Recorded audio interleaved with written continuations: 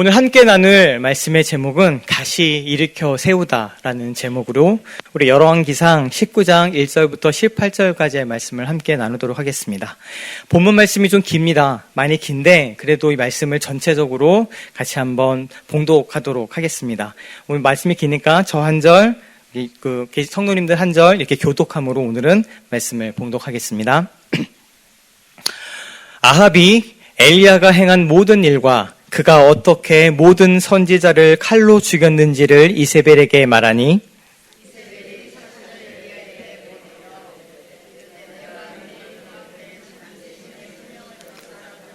한 사람의 생명과 같게 하리라. 그렇지 아니하면 신들이 내게 벌 위에 벌을 내림이 마땅하니라 한지라. 그가 이 형편을 보고 일어나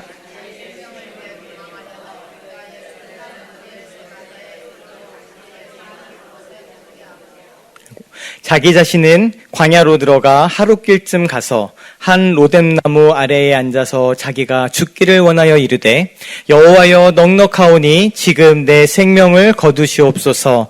나는 내 조상들보다 낫지 못하니이다 하고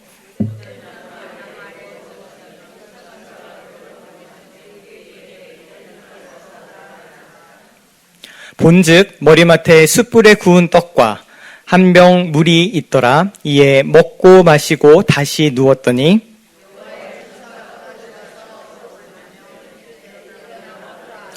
갈 길을 다 가지 못할까 하노라 하는지라.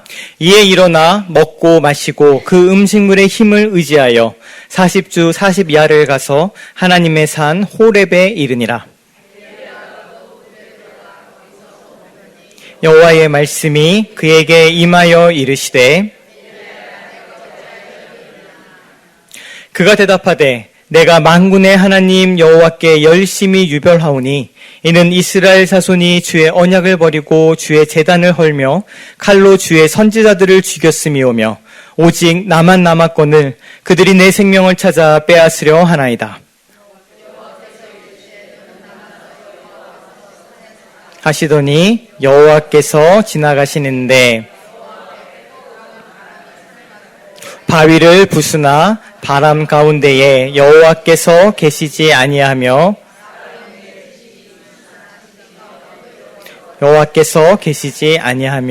또 지진 후에 불이 있으나 불 가운데에도 여호와께서 계시지 아니하더니 불 후에 세미한 소리가 있는지라.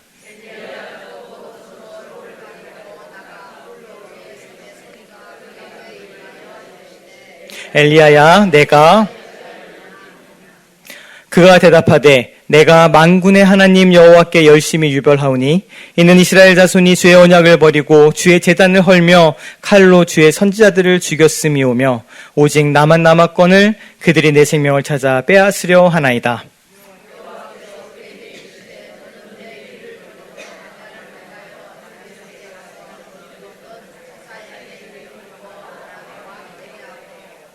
너는 또 님시 아들 예후에게 기름을 부어 이스라엘의 왕이 되게 하고 또 아벨무을라 사밧의 아들 엘리사에게 기름을 부어 너를 대신하여 선지자가 되게 하라.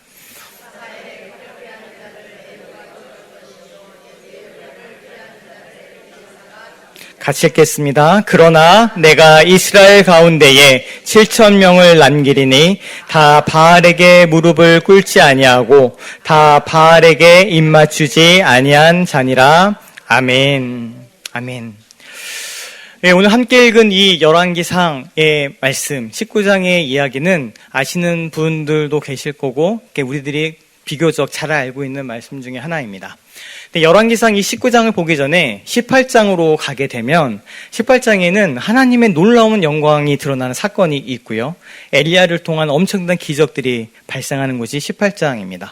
개인적으로도 이 18장은 참 의미가 있는데 저에게도 굉장한 기억이 하나 남아있기 때문에 그렇기도 합니다.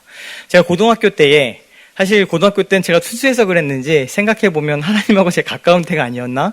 이런 생각이 좀 들기도 하는데 어느 하루 동안 계속해서 이 세상 가운데 수많은 목소리와 또 내가 어떻게 할 수 없는 그 세상에 많은 것들이 이렇게 있고 과연 이 가운데 하나님은 어떠한 하나님이신가에 대한 고민들을 할 때가 있었습니다. 하루 어떤 계기가 있어서 하나님 도대체 어떤 하나님이실까? 하나님은 이 세상 가운데 잠잠하시고 아무것도 안 하시는 하나님이신가?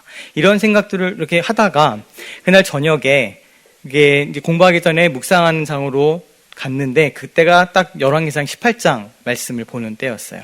18장 말씀을 딱 읽으면서 뭐 아는 말씀이고 읽었던 말씀이지만 그날에는 유난히 하늘로부터 불을 내리시는 하나님의 놀라운 영광이 저의 마음을 탁 치는 것을 경험했던 적이 있습니다. 마치 제가 하루 종일 가졌던 그 의문 또 질문에 대해서 하나님께서 나는 이런 하나님이다. 나는 바알과 같지 아니하고 세상의 다른 신과 같지 않고 이 하늘로부터 불이 내려 재물을 태우고 또한 오랫동안 가뭄이 들었던 그 나라에 다시금 비를 내리우는 우리가 아까 찬양 때도 그 찬양 가사가 있었잖아요. 그가 구름으로 하늘을 덮으시며 땅을 위하여 비를 준비하시고 내리시는 그런 하나님이시다라는 그런 말씀을 저에게 정말 주시는 것 같았습니다. 난 이런 하나님이야. 저라 그러니까 나를 의지하고 나와 함께 가자라고 초청하시는 그런 생각, 그런 정말 감정, 그런 말씀을 제가 경험한 적이 있어서 특별히 이 18장은 저한테도 의미가 있는 장입니다. 그런데 재미있다라고 표현해야 될까요? 아니면 의아하다고 표현해야 될까요? 이 18장에서 볼 수 있는 이 놀라운 사건 뒤에 나오는 엘리야의 모습은 뭔가 이상한 점들이 있습니다. 18장에서는 어떤 일이 있었느냐? 이때 이스라엘 안에 여호와를 신앙하는 사람들과 바알을 신앙하는 사람들이 섞여 있습니다. 제가 예전에 그 고대근동 시방 부분을 좀 공부하면 좀 되게 재밌습니다는 이야기를 지나가듯이 드린 적이 있는데 이 부분에 대해서 제가 약간 의문이 풀렸던 것이 무엇인가 하면 우리는 지금에는 어떤 한 종교를 선택해서 그 종교의 신자가 되고 그것을 집중하는 것이 당연하다고 여깁니다. 그런데 이렇게 된 게 얼마 되지 않아요. 이때 이스라엘 민족의 이 시대에는 모든 나라들, 거의 모든 문화에서 다신교, 그러니까 여러 신들이 존재한다고 생각하는 그 마음들이 보편적이었습니다. 그러니까 지금은 하나님만이 참신이시고 나머지는 없는 것, 거짓된 것이라고 생각을 하지만 이때에는 거의 대부분의 사람들이 그냥 너무 당연하게 신은 여러 신이 있고 이스라엘은 여호와 하나님을 섬기는 거지 뭐라고 생각했던 이런 거라는 거죠. 근데 우리가 바알이 섬기는 이 아합 또 이세벨 이때는 특별히 어떤 일이 있었느냐? 제가 착각했던 것이 아까 얘기했던 것처럼 여호와를 섬기는 것과 바알을 섬기는 것이 부딪힌다라고 생각했어요. 근데 그렇지 않습니다. 여기 나오는 아합 왕은 그러면 우리가 굉장히 악한 왕으로 우리가 알고 있잖아요. 근데 이것을 역사적으로 보게 되면 아합 왕이 괜찮은 왕이었다고 그래요. 그러니까 신앙적인 부분을 떠나서 이스라엘을 다스리고 이렇게 하는 데 있어서는 꽤 괜찮은 왕, 그래도 좀 뛰어 있어서 뭔가 열심히 했던 왕으로 보통 기록이 된다고 얘기합니다. 그래서 이 아합 왕의 관심은 무엇이었냐? 그냥 이스라엘을 잘 다스리는 거였어요. 잘 다스리는 거다 보니까 어떻게 되는가 하면 하나님도 섬기고 바알도 섬기게 되는 겁니다.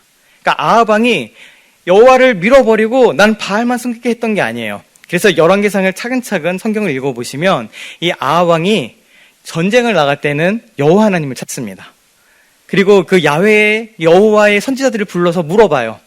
어떻게 해야 돼? 나가야 돼? 말아야 돼? 그리고 그때 여호와께서 우리를 도와주시길 기도하고 또 그렇게 부르는 것들을 보게 됩니다. 그리고 이 야훼를 따르는 여호와를 따르는 이 선지자들이 쓴소리를 할 때에도 기분은 나빠하지만 그렇게 이렇게 하지 않아요. 그 이유가 무엇인가 하면 이 아합은 바알도 섬기고 여호와도 섬기지 이런 생각을 갖고 있었기 때문에 그래요. 전쟁에 대해서는 여호와가 전쟁의 신이니까 여호와께 물어보지만 바알은요 풍요의 신입니다. 농업의 신이에요. 그러니까 이 농업하면서 풍요롭게 되는 것들을 관장하는 신이니까 이것에 대해서는 여호와보다 바알을 섬기는 겁니다. 이게 뭐가 문제야? 라고 하는 거죠. 그러니까 바알은 이스라엘 민족을 다스리고 좀 잘 되게 하는 걸 보다 보니까 이거 여호와를 섬기는 거, 여호와만 섬기는 것보다 다른 나라를 하는 것처럼 그때그때 여기에 특화된 신들을 데리고 와서 같이 섬기면 더 좋은 거 아니야? 라고 생각하는 거예요. 그리고 실제로 이때 보게 되면 지금처럼 바알과 여호와가 막 이렇게 싸우는 게 아니라 사람들 입장에서 이게 혼재되어 있습니다. 그리고 성경뿐만 아니라 이 당시에 여러 가지 고고학적인 내용들을 보게 되면 바알과 관련된 문헌들도 있을 거 아니에요. 우리가 성경에 있는 것처럼 바알에 대해서도 여러 석판이나 이런 문헌들이 고고학적으로 나오는데 어떤 글들은 성경하고 되게 비슷해요. 그래서 거기에 바알만 하나님으로 이렇게 바꾸면 마치 시편을 읽는 것 같은 그런 느낌으로 읽을 수 있다라고 얘기합니다. 그러니까 이 두 신앙이 계속 이스라엘 민족들한테 있었던 거예요.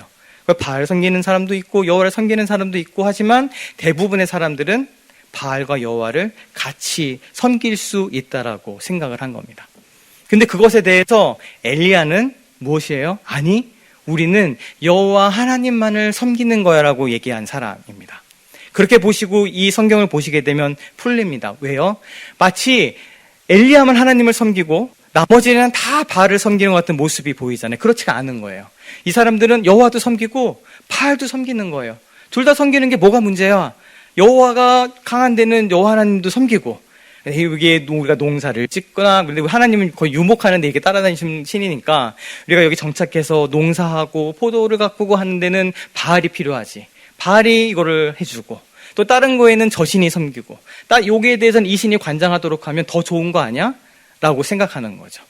바로 지금 그 상황 가운데 있는 겁니다. 그 상황에서 이 엘리야가 유일하게 아니야, 그렇지 않아, 우리는 여호와 하나님만을 섬기어야 돼라고 얘기하는 사람이었던 거예요.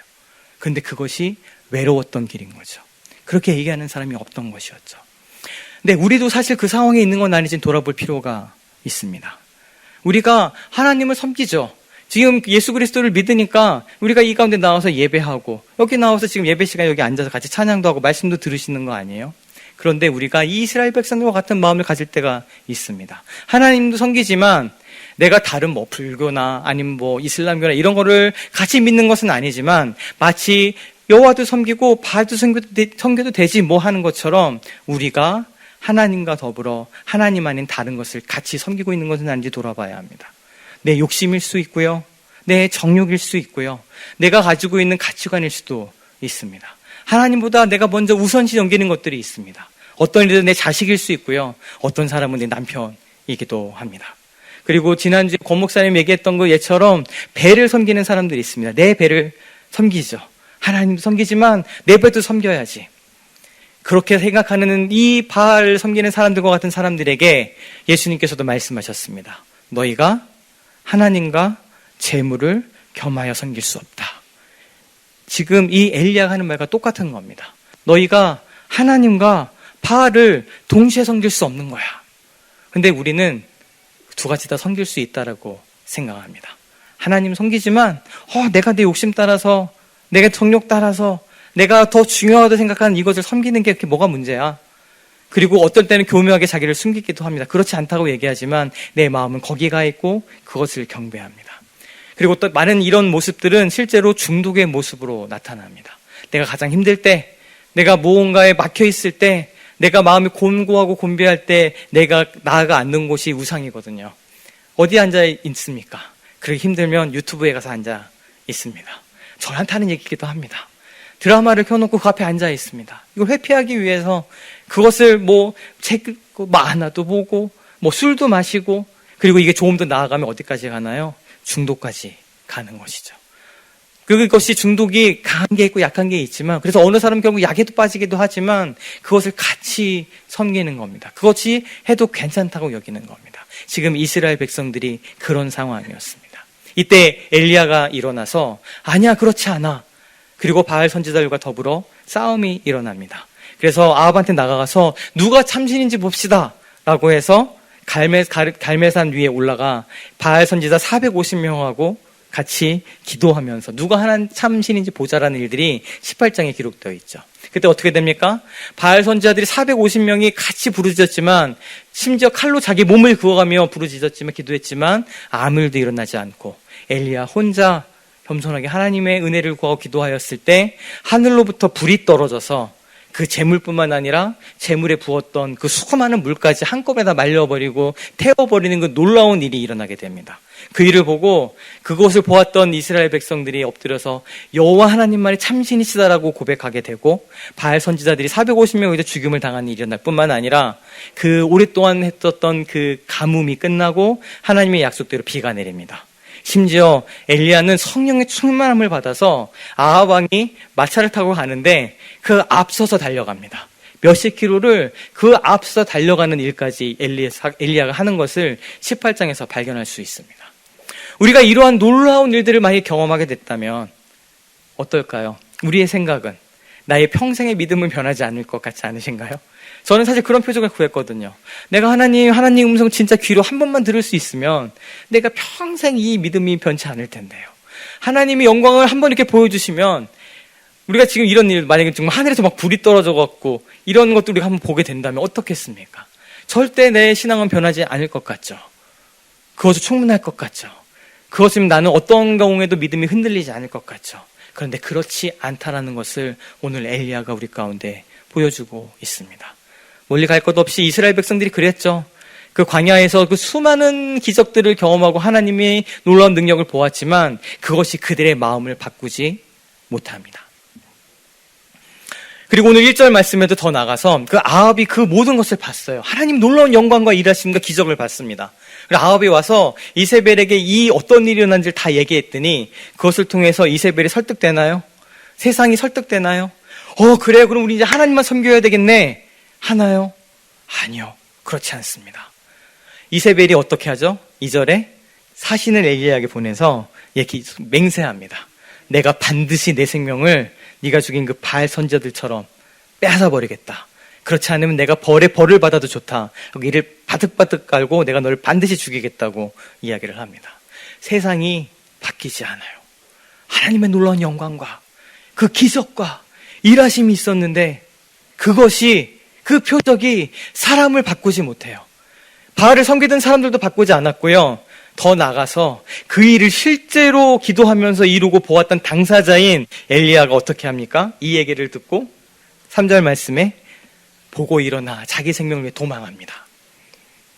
450명을 앞에 두고 자기 혼자서 맞붙었던 사람이에요. 그리고 그 자기를 죽이겠다는 아합, 이세벨 앞에 서갖고 꿋하게 하나님의 이야기를 했던 사람인데 그 놀라운 일도 우리가 경험하고 나서 오히려 지금 엘리야는 두려움에 떨고 탈진해서 도망해 갑니다. 그리고 4절 말씀에 자기 자신은 광야로 들어가 하룻길쯤 가서 거기 광야로 들어가기 전에 자기 사환도 넌 이제 더 이상 따라오지 마. 넌 여기 머물러. 그리고 혼자 광야에 들어가서 하룻길을 간 다음에 로뎀나무 많이 들어보셨잖아요. 카페 이름으로 많이 쓰입니다. 로뎀나무가. 그런데 사실 되게 지금 비참한 상황이에요. 이 로뎀나무는 덤불 같은 나무입니다. 큰 나무여서 그늘이 많은 나무가 아니라 덤불이 있어갖고 한두 사람 간신히 그 앞에 이렇게 볕을 피할 수 있는 그런 나무인데 그 로뎀나무 아래에 앉아서 무엇을 구합니까? 죽기를 구합니다. 주님, 하나님, 넉넉하오니 우리말로 지금 바꾸면 됐습니다. 다 필요 없습니다. 이런 말이겠죠. 넉넉하오니 지금 내 생명을 거두시옵소서. 나는 내 조상들보다 낫지 않습니다. 이 말도 사실 자기중심적인 말인데 내 조상들이 계속해서 그 죄를 저지르고 지금까지 왔는데 나도 열심히 했는데 나도 내 조상들보다 내가 나은 게 하나도 없네요. 내 조상들 똑같습니다. 해도 안 되네요. 그냥 저를 죽여주십시오라고 이야기하는 장면이 오늘 등장하는 것입니다. 이세벨도 안 바뀌고 심지어 그 기적을 보았던 이 엘리야도 변하지 않습니다. 오히려 더 깊은 절망과 더 깊은 탈진과 더 깊은 허탈함에 그 실망 가운데 들어가 있는 것을 우리가 발견하게 됩니다. 이와 비슷한 이야기이면서 다른 이야기가 있습니다. 누구일까요? 예수님을 따랐던 제자들입니다. 예수님을 따랐던 이 제자들은 어떻게 합니까? 예수님께서 말씀하셨을 때 너희가 닭 울기 전에 3번 나를 부인하리라 라는 그 말씀이 있었을 때 이들이 무슨 얘기를 하나요? 예수께서 이르시되 내가 진실로 내게 이르노니 오늘 밤 닭 울기 전에 내가 3번 나를 부인하리라. 근데 거기에 대해서 베드로가 그리고 제자들이 얘기합니다. 주와 함께 죽을지언정 주를 부인하지 않겠습니다. 모든 제자들도 그와 같이 말합니다. 절대 그럴 일 없을 거다라고 얘기하는데 그 일 어떤 일이 일어나나요? 이게 마태복음 26장이잖아요. 34절이죠. 몇십 절 안 갑니다. 같은 장도 벗어나지 않아요. 74절만 딱 내려가도 바로 사건이 발생합니다. 그가 누군가요? 베드로죠. 베드로가 저주하며 맹세하여 이르되 나는 그 사람을 알지 못하노라. 바로 주님을 부인한 때 그때 닭이 옵니다. 근데 이 사건을요 우리 누가복음에는 더 절절하게 그립니다. 누가복음 보시면 이렇게 되어 있죠. 베드로가 이르되 이 사람아 나는 내가 하는 말을 알지 못하노라. 지금 예수님을 부인하고 있잖아. 난 그 사람이 누군지 몰라. 난 도대체 네가 무슨 말 하는지 모르겠어 라고 하는데 밑줄에 뭐라고 되어 있죠? 아직 말하고 있을 때입니다. 이렇게 말을 다 부인한 다음에 잊어먹고 있다가 닭이 딱 울리는 순간에 갑자기 막 옛날 생각이 나면서 통곡한 것이 아니라 지금 베드로가 허겁지겁 난 정말 그 사람 몰라. 네가 무슨 말인지 모르겠어 라고 있는데 지금 닭이 우는 거예요. 닭이 울고요. 닭이 우는 것만 해도 지금 이 영화상으로 되게 엄청난 연출인데 61절에 어떻게 합니까? 주께서 돌이켜 베드로를 보십니다. 베드로가 그렇게 확신했던 베드로가 난 그 사람 몰라라고 하고 있는데 닭이 울고 그 순간에 예수님이 돌이켜 베드로를 보십니다. 베드로가 지금 예수님의 자기를 응시하는 눈을 바라보고 있습니다. 베드로가 그때 주의 말씀, 그 3번 내가 나를 부인하겠다 할 것이다 라는 그 말하심이 생각나서 심히 통곡합니다. 이 두 가지 사건은 다른 것 같지만 같기도 합니다. 한 가지는 한 사람의 우리가 가지고 있는 연약함의 모습인 거죠. 내가 할 수 있다라고 생각하고 난 그게 당연하다고 생각했지만 나의 연약함이 또 나의 부족함이 실패를 경험하게 하는 장면입니다. 할 수 없음인 거죠. 나의 연약함들이 무너뜨리고 나의 부족함들이 결국엔 그렇게 넘어져서 어찌할 수 없는 그 실패를 맛보게 되고 나는 어쩔 수가 없구나. 나는 정말 예수님을 따라갈 자격도 힘도 능력도 없구나라고 경험하는 그때입니다. 근데 반대편은요. 그러면 우리가 영적인 승리를 막 경험하고 하나님의 영광을 막 보고 하나님께 정말 살아계시는 걸 느끼는 그 수많은 일들이 우리한테 일어나면은요. 다를 것 같으세요? 아니요. 엘리야가 그것을 보여주고 있습니다. 그리고 그것이 사람을 바꾸지 못한다는 것을 보여줍니다. 엘리야가 가졌던 것이 무엇입니까? 그 놀라운 일들을 하고 기적을 보고 하나님의 영광을 드러냈지만 그러고 나서 봤더니 변한 게 없는 거예요. 그런 일이 벌어지면 당장 막 부흥운동이 일어나서 이제 바알 신앙 다 막 깨부수고 사람들이 회심하고 부흥이 일어나서 이제 여호와 하나님만 섬기겠습니다는 말들이 막 일어나게 될 것 같은데 아합과 이세벨이 이제 회개하고 내가 이제 바알을 버리고 여호와만 섬길게라는 그런 일이 일어나야 될 것 같은데 그렇지 않아요. 그것이 사람을 바꿀 수 없기 때문입니다. 그리고 자기한테 남은 것은 나를 죽이겠다는 협박, 삶의 위협, 변하지 않는 여러 가지를 보는 허탈함과 허무함, 그리고 놀라운 일들을 막 했잖아요. 기적도 베풀고 기도도 하고 막 달려가고 수많은 일들을 했을 때 뒤에 오는 탈진. 우리가 막 행사를 열심히 준비하고 끝났을 때 다가오는 그런 것처럼 그 탈진까지 같이 다가오는 겁니다. 이게 뭐지? 차라리 죽는 게 낫겠네. 내 연약함의 실패이든 하나님의 영광을 우리가 보았든 그 끝이 지금 엘리야건 이 제자들이건 비슷한 부분을 보여주고 있습니다. 그러면 이렇게 되면 어떻게 되는 걸까요? 여기 있는 이 엘리야의 고백처럼 주님, 저를 차라리 죽여주십시오. 죽는 게 낫습니다. 라고 얘기하는 그 순간에 우리 예수님은 또 우리 하나님은 어떻게 하실까요?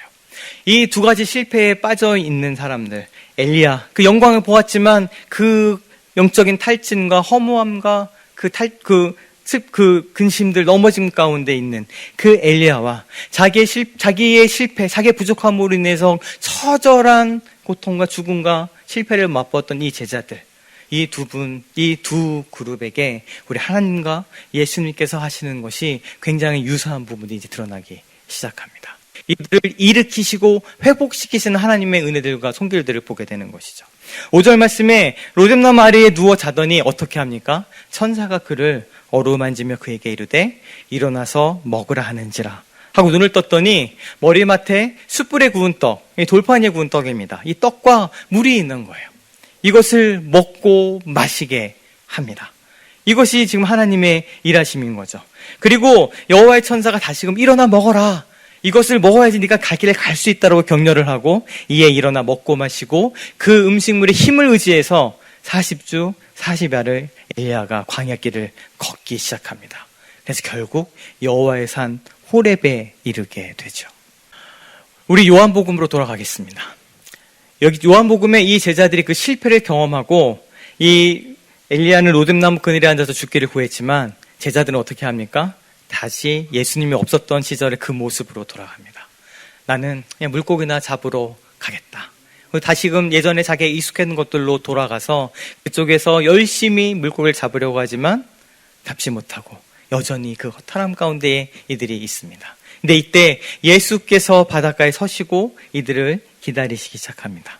그런데 이렇게 오시고 나서 어떻게 하시나요? 육지에 올라보니 숯불이 있는데 그 위에 생선이 놓였고 떡이 있습니다. 그 예수께서 이르시되 와서 마시는 말씀이 뭐죠? 와라, 밥은 먹었니? 라는 거예요. 사실 우리가 이런 상황에 누구를 만났어요. 오랜만에 남노하고 내가 도와줄 사람을 만났어요. 우리가 하는 말처럼 밥은 먹고 다녀? 밥은 먹었어? 라고 얘기하는 것처럼 예수님께서 그들이 거쳤던 첫 마디가 와, 밥 먹자. 밥은 먹었니? 우리 같이 먹자 하고 부르시는 거예요. 그리고 그들에게 떡을 가져다가 주시고 생선도 가져다가 주시는 것. 이것이 지금 예수님께서 하시는 일입니다. 이 실패를 경험하는 제자들과 엘리야 모두 첫 번째 공통점은요, 두 분, 예수 그리스도 또 하나님 두 분 다 찾아오십니다. 찾아오세요. 로뎀나무 앉아있는 그들을 이끄셔서 그들에게 찾아오시고 이 물고기를 잡고 하루 종일 허탈한 가운데 있는 이들에게 찾아오십니다. 찾아오셔서요, 첫 마디가 무엇인 줄 아세요? 하고 넌 왜 이렇게 믿음이 없니가 아니에요. 우리가 그 허탈한 가운데 실패, 내 연약함으로 동안 무너짐이었던, 혹은 내가 하나님께 붙들림 받아 열심히 사역하고 소진했는데 그 뒤에 있는 변하지 않는 나, 변하지 않는 세상, 변하지 않는 공동체들을 보면서 절망 가운데 빠졌던 그런 모습에든 상관없이 오셔서 우리에게 하시는 말씀이 넌 왜 이렇게 믿음이 없니가 아니에요. 그런데 교회는요, 또 많은 사람들 사실 그렇게 얘기합니다. 이것이 사실 저는 교회의 폭력이라고 생각합니다. 그렇게 표현하지 않는다 하더라도 그 허탈과 탈진 가운데 있는 사람들, 실패 가운데 있는 사람들에 다가가서 무슨 많은 이야기를 하지만 결국 끝에는 무엇이에요? 너 왜 이렇게 믿음이 없니에요? 넌 왜 이렇게 믿음이 부족해? 믿음을 가져야지 라는 것이 그 가운데 담겨있는 게 너무 많습니다. 그것이 교회의 폭력입니다. 하나님은 그렇게 묻지 않으세요. 너 왜 믿음이 없어? 예수님도 오셔서 제일 첫 마디 그거면 좋을 거 아니에요. 너 나 배신 때렸다. 근데 봤지? 그것이 아니에요. 오셔서 그것을 묻지 않으세요. 탈진하고 쓰러져 있고 머물러 있는 오셔서 제일 먼저 하시는 것은 먹이십니다. 영적인 것과 육적인 것과 갖고 구별하려고 하잖아요. 아니, 그렇지 않아요. 하나님께서 그 필요를 아세요. 그것을 먹어야지 네가 40일 걸어갈 수 있어. 하루 종일 밤새도록 일했지. 배고프잖아. 우선 먹자. 그것을 먼저 채우시는 거죠. 두 분은 그렇게 다가오십니다. 책망하지 않으시고 우리가 찾아가는 것이 아니라 그분들이 찾아오셔서 우리가 먼저 밥을 먹이세요. 같이 먹자. 힘을 내라.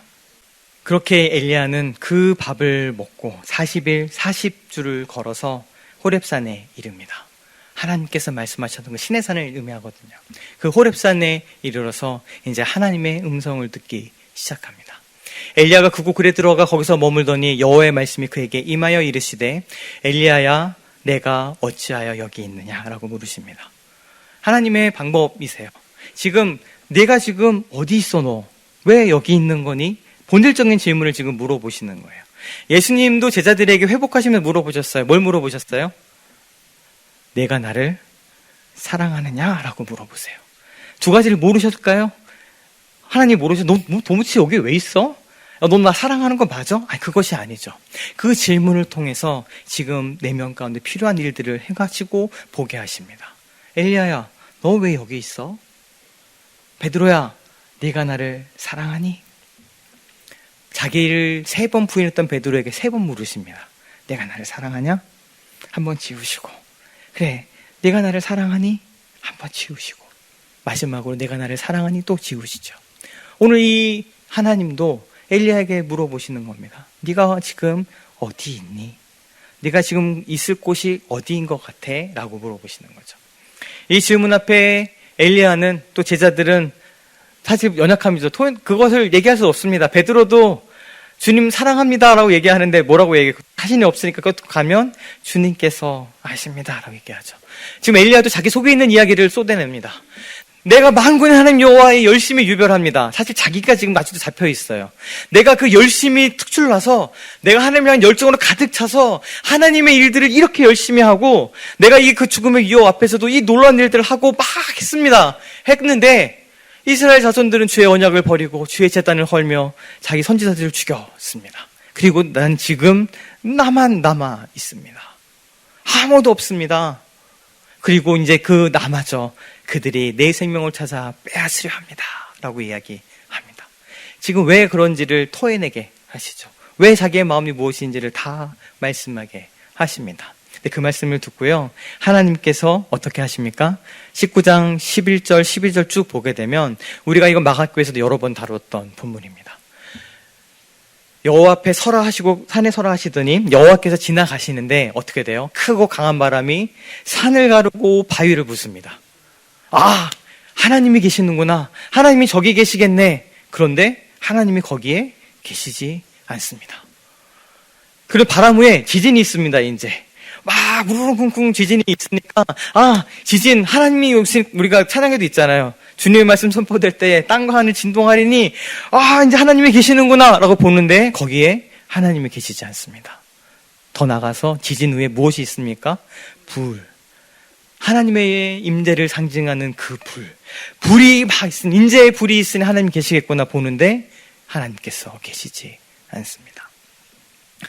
지금 엘리야의 생각, 엘리야의 시각, 엘리야가 가지고 있던 마음들을 바꾸시는 거예요. 엘리야는 이 놀라운 일들, 바알 선지자들 450명을 죽이고 하나님의 기적을 보여주고 비가 내린 이 사건이 있었으면 이제 하나님의 영광이 드러나고 자기가 생각한 거대로 이제 여호와의 신앙이 부흥하고 바알 신당은 깨뜨려지고 이제 다시금 사람들이 여호와께로 돌아올 거라 생각했어요. 그렇지 않았던 거죠. 그리고 또한 생각합니다. 하나님은 이 지진 가운데, 바람 가운데, 불 가운데 계실 거라고 생각합니다. 그런데 하나님은 거기에 계시지 않아요. 그것을 보여주고 있습니다. 하나님은 너의 생각대로, 네가 있다고 생각하는 곳에 있는 것이 아니고 네가 생각한 건대로 하나님이 일하시는 것이 아님을 보여주시면서 오히려 무엇을? 하나님이 계시지 않은 것 같은 세미한 소리. 예전에는 또 세미한 음성이라고 번역된 성경들도 많이 있습니다. 이 세미한 음성, 세미한 소리를 통해서 말씀하시는 그 하나님을 이 엘리야에게 보여주시는 거죠. 그때 그 엘리야가 그 소리를 듣고 겉옷으로 얼굴을 가리고 이제 드디어 하나님 앞에 나아갑니다. 또 하나님 똥약에 또 한 번 물어보시죠. 내가 어찌하여 여기 있느냐. 그런데 여기에 대해서 여전히 엘리야는 또 바다와 똑같아요. 영화부터 변하지 않고 자기 마음 다시금 토해냅니다.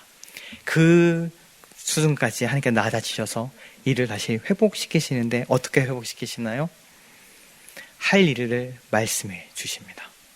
다시 사명으로 돌아가게 하십니다. 네가 있을 곳이 여기가 아니야. 너가 있을 곳은 내가 이제 지시할 테니 가서 아람의 왕에게 기름을 붓고 이스라엘 내가 새롭게 세우는 예후에게 너는 기름을 붓고 더 나가서 엘리사, 너를 뒤이어서 이 사역을 계속 감당할 엘리사에게 가서 기름을 부어서 선지자가 되게 해라. 말씀하신 이후에 엄청난 위로를 18절에 주십니다. 같이 읽겠습니다. 그러나 내가 이스라엘 가운데에 7,000명을 남기리니 다 바알에게 무릎을 꿇지 아니하고 다 바알에게 입맞추지 아니한 자니라. 아멘. 나 혼자입니다. 나 혼자만 남았습니다. 근데 나도 죽이려고 합니다. 네, 하나님께서 말씀하시죠. 아니야, 그렇지 않아. 너는 지금 보지 못하지만 내가 바알에게 무릎 꿇지 아니한 7,000명, 바알에게 입맞추지 않은 7,000명을 내가 남겨놓았어 라고 엘리야에게 이야기합니다. 아까 말씀드린 것처럼 그때의 그 문화는 여호와도 섬기고 바알도 섬기면 되지 뭐 그게 뭐가 문제야 라고 생각하는 그 가운데, 그래서 이제는 여호와를 섬겨야 되는, 여호와만을 섬겨야 된다고 얘기하는 게 나 하나밖에 안 남은 것 같은 그 순간이었는데, 아니야, 그렇지 않아. 그 가운데서도 여전히 나를 사랑하고 나를 따르면서 바알에게 입맞추지 않고 그 안에 무릎 꿇지 아니한, 둘 다 섬겨도 되지 뭐 하는 것이 아니라 나는 하나님만 보겠습니다라고 얘기하는 그 사람들이 7,000명이나 남아있어. 이것은 숫자로서의 7,000명일 수도 있고요, 완전한 수 7의 군대를 의미하는 1,000이 더해져서 이 사람들이 아직도 많이 남아있어, 충분히 남아있어라고 얘기하시는 의미이기도 합니다. 하나님께서 그렇게 이 엘리야를 위로하시죠. 우리들은요, 우리도 엘리야와 같은 탈진 가운데 빠져 있다면 우리가 이 은혜를 볼 수 있어야 합니다. 나의 눈에는 그런 것 같지 않아요. 나의 눈에는, 내가 보는 관점에서는 하나님의 나라는 더디게 가는 것 같고 하나님은 별로 일하시는 것 같지 않고 주변도 그렇고 나도 그렇고 교회도 그렇고 뭔가 변하는 것 같지 않은 이 상황들과 마주하지만, 아니요, 하나님 그 가운데도 일하십니다. 나는 보지 못해도 바알에게 무릎 꿇지 않은 7,000명을 남겨두시는 것이 하나님의 은혜인 것이죠. 그것을 위해서 로마서의 사도 바울이 이야기합니다. 하나님이 그 미리 아신 자기 백성을 버리지 않으셨나니 너희가 성경이 엘리야를 가리켜 말한 것을 알지 못하느냐. 3절에 엘리야가 얘기하죠. 주여, 그들이 주의 선지자들을 죽였으며 주의 제단들을 헐어버렸고 나만 남았는데 내 목숨도 찼나이다 하니 그에게 하신 대답이 무엇이냐? 내가 나를 위하여 바알에게 무릎을 꿇지 아니한 사람 7,000명을 남겨두었다 하셨으니 그런즉 이와 같이 지금도 은혜로 택하심을 따라 남은 자가 있느니라 라고 권면합니다. 이것이 우리를 향한 엘리야에게 필요했던 하나님의 위로와 세우심이었습니다. 하나님은 아까 얘기한 것처럼 그 영광이 일어나게 되면, 하나님 일을 하시면 이제 대다수가 하나님을 믿고 따를 것 같은데, 홀라당 뒤집어서 이제 온 미국이, 온 한국이 다 예수 믿고 그렇게 나갈 것 같은데, 아니요. 오히려 하나님의 일하심은 은혜로 택하신 그 소수의 사람들을 통해서 하나님의 놀라운 영광을 계속해서 드러내십니다. 강함이 아니라 약함으로, 지혜로운 자가 아니라 미련한 자를 택하셔서 이 일들을 행하시는 것이죠. 엘리야에게 그것을 가르쳐 주시는 거예요. 지진과 바람과 불 가운데 내가 있다고 너희를 생각하지만 그렇지 않아. 이 세밀한 음성으로 다시 그에게 말씀하신 하나님이 그의 생각을 바꾸시고 눈을 열어서 이 7,000명이 있음을 보게 하십니다. 우리 예수님은 어떻게 하시나요? 똑같습니다. 오셔서, 찾아오셔서 먹이시고 내가 나를 사랑하느냐 하고 이 엘리야에게 다시금 사명을 주시면서 이제 나아가서 이 일을 행하라고 말씀하시는 것처럼 제자들에게도 말씀하시죠. 내 양을 먹여라. 내 양을 먹여라. 그리고 그들의 손을 잡으셔서 일으켜 세우십니다. 오늘 엘리야 그리고 제자들, 그 이유는 다르지만, 그리고 어떻게 보면 방법은 정말 정반대의 모습, 최적의 실패를 경험한 사람과 엄청난 성공을 경험한 것 같은 두 사람이지만 우리의 인간됨은, 그래서 성경에서 신약에서는 엘리야를 가리켜 뭐라고 얘기하나요? 우리와 성정이 같은 자로 돼 라고 얘기합니다. 좋은 의미이든 나쁜 의미이든 그것이 우리의 모습입니다. 실패를 통해서도 우리는, 성공을 통해서도 우리는 사실 넘어지고 때로는 좌절하고 탈진하고 그냥 내 생명 거두어가십시오라고 고백하는 것이 우리입니다. 그때 우리 하나님은 오셔서 너 왜 이렇게 믿음이 없니?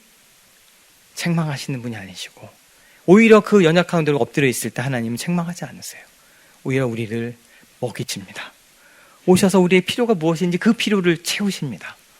그리고 일으켜 세우시고 격려하시고 다시금 하나님의 그 길로 나갈 수 있도록, 그 방법과 이야기는 조금씩 다르지만 우리에게 질문하시고 우리의 마음을 토해내게 하시면서 회복시키시고 걸어가게 하십니다. 우리 2026년이 이제 1월이 다가고 있고 다음 주면 2월 첫 주가 됩니다. 우리가 한 달 동안에 돌이켜보면 우리 실패감을 맛보시는 분들이 꽤 있을 것 같습니다.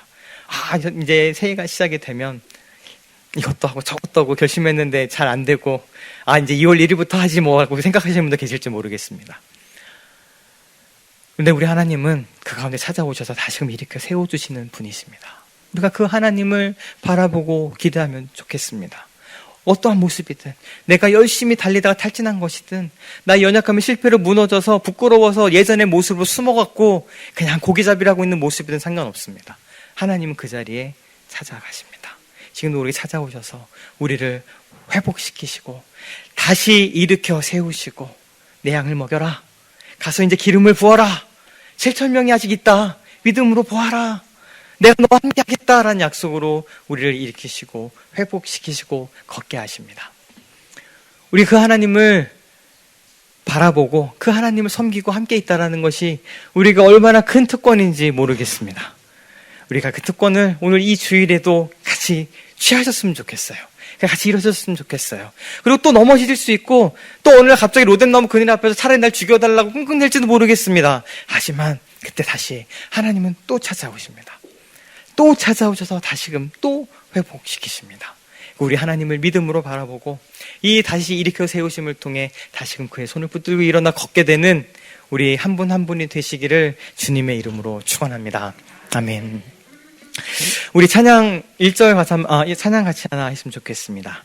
날이 저물어 갈 때, 빈들에서 걸을 때, 또 내 힘으로 안 될 때, 그때가 하나님의 때이고 주님께서 일하고 계심을 같이 노래하면 좋겠습니다. 같이 찬양하시겠습니다. 날이 저물어 갈 때, 날이 저물어 갈 때, 빈들에서 걸을 때, 그때가 하나님의 때.